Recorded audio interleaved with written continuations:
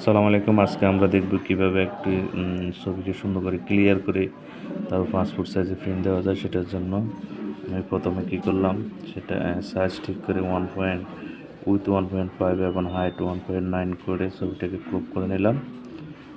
Crop করে নেওয়ার পর আপনি এটাকে কম্পিউটারের ডেস্কটপে সেভ করবেন। সেভ হইল। এবার আমরা যাব গুগল ক্রমে গিয়ে আমরা স্ন্যাপ ইনহ্যান্সে যাব। স্ন্যাপ ইনহ্যান্স ওয়েবসাইটে আমরা ধরো আমার এখানে সেভ আছে, এখান থেকে বের করতেছি। আমরা যাব স্ন্যাপডিট অ্যাপস ইনহ্যান্সে। আমরা গেলাম, যাওয়ার পর সেখান থেকে আমি গেলাম, এখানে গিয়ে আমরা প্লাস আইকনে ক্লিক করব। এখানে দেখেন প্লাস আইকন আছে, সেখানে ক্লিক করলাম। ক্লিক করার পর আমরা যে ছবিটা এডিট করব সেটা খুঁজে নিই কম্পিউটার থেকে। আমি যে ছবিটা এডিট করব খুঁজে নিলাম, ছবিটা সিলেক্ট করলাম, ওপেন দিলাম। এবার আমরা দেখেন ছবিটা আগে কীরকম ছিল, এখন কীরকম হয়ে গেছে। আর খুবই ঝাপসা ছিল, এখন একেবারে সুন্দর হয়ে গেছে। এবার আমরা টেনে সোজা করতে পারবেন। এবার আমরা যাব কন্টিনিউ এডিট। এবার কন্টিনিউ এডিটে গিয়ে অটো লাইটসে গেলাম, একটু অপেক্ষা করতে হবে।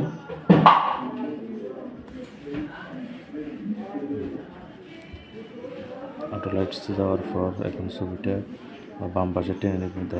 দেখছেন ছবিটা খুব সুন্দর হয়ে গেছে এবং ব্রাইটনেসও বেড়ে গেছে। এবার আমরা এটা ডাউনলোড করব। ডাউনলোড করার পরে এবার আমরা ছবিটার ব্যাকগ্রাউন্ড চেঞ্জ করার জন্য আমরা গুগল ক্রমে গিয়ে আমরা ওয়েবসাইটে যাব, রিমুভ বিজি।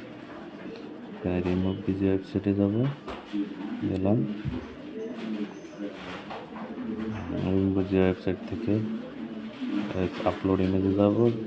আপলোড ইমেজ থেকে আমরা ডেস্কটপ থেকে ছবিটা নিব।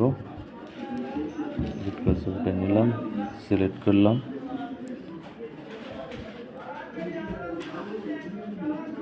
সিলেক্ট করার পর ছবিটা আসতেছে, একটু সময় নিচ্ছে। এবার আমরা যাব ব্যাকগ্রাউন্ডে গিয়ে কালারে যাব। কালার গিয়ে আপনার যে কালার পছন্দ হয় সে কালার, এবং এই কালারটা পছন্দ হচ্ছে নিলাম, ডাউনলোড করলাম। আপনার যদি অন্য কোনো কালার প্রয়োজন মনে হয় যে অন্য কালার নেবেন, তাহলে সেটাও নিতে পারবেন। সেটার জন্য আপনাকে যে কালার এখানে সিলেক্ট করবেন সেই কালারও হয়ে যাবে।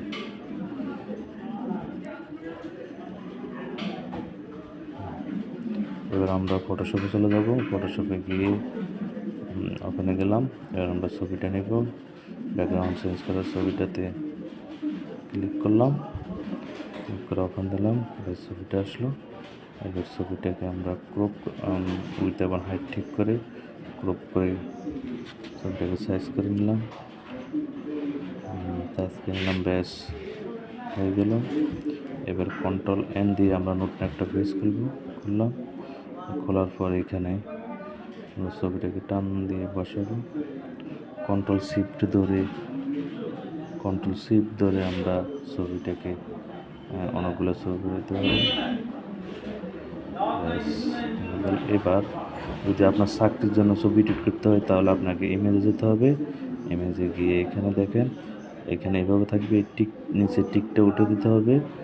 উঠানোর পর এখানে আপনি উইথ 300 এবং হাইট 300 দিবেন। যদি চাকরিতে হাইট উইথ আরও বেশি থাকে বা কম থাকে, আপনি সেভাবে দিতে পারবেন। মনে রাখতে হবে নিচের যে টিকটা আছে সেটা উঠানো লাগবে, না হলে এটা চেঞ্জ হবে না। এখানে আপনি যেভাবে চাকরির ক্ষেত্রে যেভাবে চাই সেভাবে আপনি দিতে পারবেন।